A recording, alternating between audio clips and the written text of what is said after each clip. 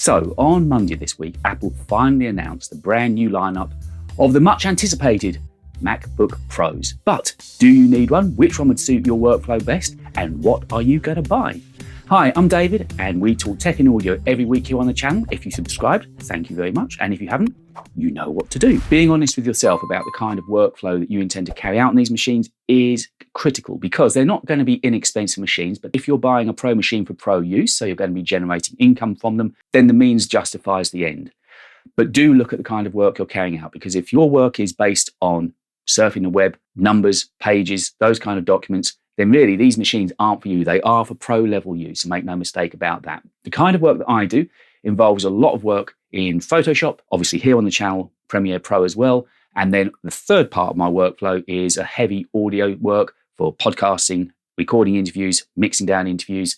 So again, fairly heavy on processor. I can often have a 5, 6, 7, 8 multi-track session going. And both in Adobe Audition and in Premiere Pro, I noticed that I'm losing a lot of my time in just waiting for in audio things to bounce out, or here in Premiere Pro for renders at the end of the video. That's something I need to address, because I'm losing a lot of productive time. And that's where these machines could be critical to me.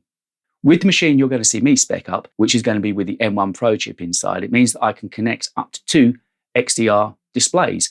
And I know that in time that is going to be something I want to do. The 16-inch display is great, but I still feel for the kind of work that I do, the larger real estate will certainly help. So if I could get myself a 32-inch XDR display, that's great. And don't forget, of course, with the original M1 chips, they didn't support any kind of external monitors. So now you can support up to 2 with the M1 Pro chip, and even more if you go on to get the M1 Max. So let's begin to look at speccing up these machines, shall we? Now, as you know, I'm going to focus on the 16-inch for my particular workflow, be it graphic design, audio, or video.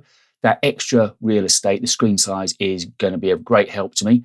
And don't forget, the screen is the one thing that you're looking at the whole time that this machine is open. So the larger display is definitely going to be what I'm looking for. Now, straight off the bat, you can see there are 3 basic configurations here.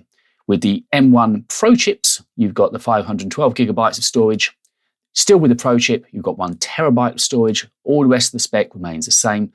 And then you jump up to 32 gigs of unified memory, 1 terabyte of storage, but on the M1 Max. So with that chosen, let's assume that the one I think that I would need, I don't think I'm going to need the Max. It gives you more options with external monitors, but I honestly don't think, from everything I've heard with the M1 chips, that even with the work I do, which is very heavy Photoshop work and heavy video exporting work and audio multi-track sessions, I don't think I'm going to need 32 gigs of memory. I am convinced that the 16 gigs of memory is going to be enough for me. So let's take a look at that. So let's keep it with the 16.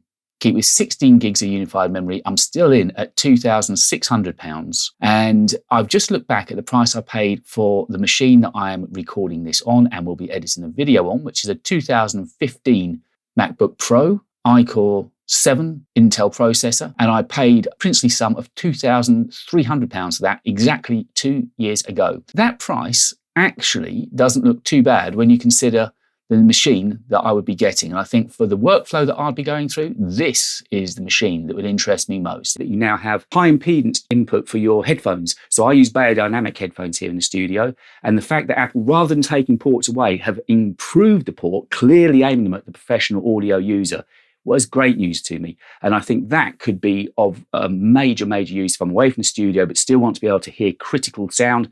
Then the fact that we've now got these high impedance headphone jacks, a 3.5mm jack, I think that's a huge improvement as far as I'm concerned. The other things that aren't so important to me, the surround sound with the 6 speaker system, I think there's 4 woofers and 2 tweeters. The monitors and speakers within these MacBook Pros have always been okay for laptop, but it's not going to be the kind of use that I would carry out with them. If I'm away from the studio, I'll work on the BeyerDynamics. If I'm in the studio, it'd be a mix of working in the headphones and on studio monitors. In fact, I'd be really interested to know, if you're an audio guy, how do you work? Let me know in the comments down below. Do you work on headphones, monitors, or a mixture of the both? Personally, I really love mixing and listening to audio with headphones, but you might be different. Let me know what your favorite way of working is. So to be honest, the kind of money I'm looking at now for the kind of machine that I've just spec'd, I think, considering it's a pro level machine and hopefully I'm going to be generating income from this machine, and what I'm seriously considering actually is not using any other Mac.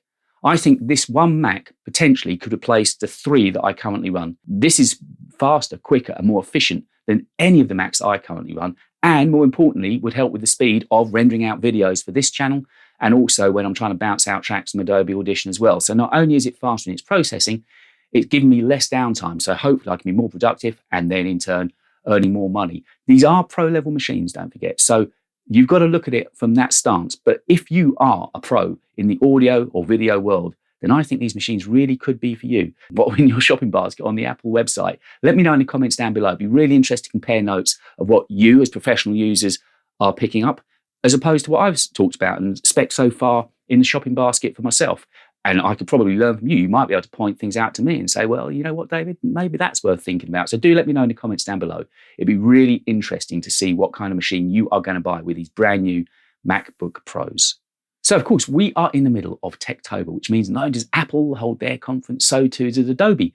It happens every October. This year is no different. It's called Adobe Max, and I've signed up for seminars so far in Adobe Audition, Premiere Pro, and Photoshop. And as soon as I found out what's new in those apps, I'll be sure to let you know here on the channel, which means you need to subscribe, turn on the notifications, and drop me a like. It really helps the channel out. And don't forget, let me know in the comments down below, what have I missed? What do you think I should be speccing up in the machine that I'm looking to buy to run this business here on the channel and also my graphic design business? Is there something I've not seen? And what are you putting in the basket? What are you buying? Let me know. If you want to watch the video that I released at the beginning of this week, talking about the conference straight after it came out, well, that's there for you to watch now. But until the next time, thanks for watching.